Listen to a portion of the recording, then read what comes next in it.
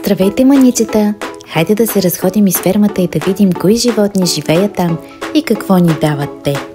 От животните получаваме различни продукти, като месо, мляко, яйца и вълна. Това е крава. Нейното малко наричаме теле. От кравата получаваме месо и вкусно прясно мляко.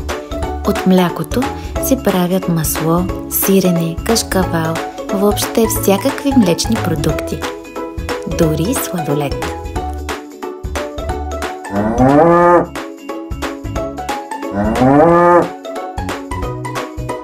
Овцата е пухкава като облак. Нейното малко наричаме агне. От овцата също получаваме мляко, от което се правят различни млечни продукти, но също така получаваме и вълна. От вълната хората плетат пуловери и топли чорапки.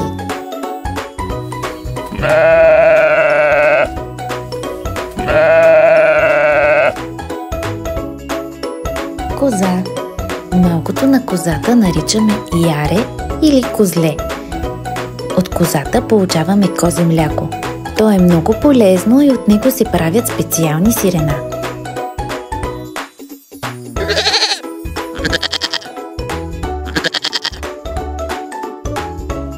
Кокошка. Малките на кокошката наричаме пиленца.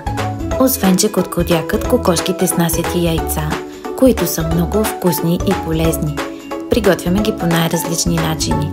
Бъркани, на очи, на омлети. Освен това се слагат и в различни сладкиши.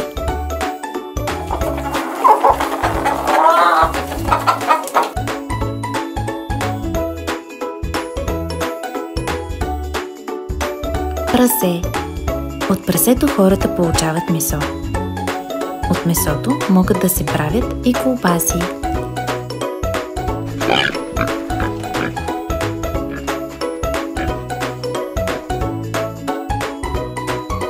И така, от животните от фермата получаваме различни продукти. От някои от животните получаваме мляко, което използваме за приготвянето на различни млечни продукти. От домашните птици получаваме яйца, а от всички отглеждани животни получаваме месо. Хората отглеждат и други животни, които им помагат в работата във фермата, или пък такива, които наричат домашни любимци, като кучета, котки, коне и други. Някои от тях ги отглеждат навън, в двора, а други у дома. Каквито и животни да отглеждаме, винаги трябва да се отнасяме добре с тях, да им осигуряваме подслон, храна и вода. Благодаря, че гледахте, маничета! До нови срещи!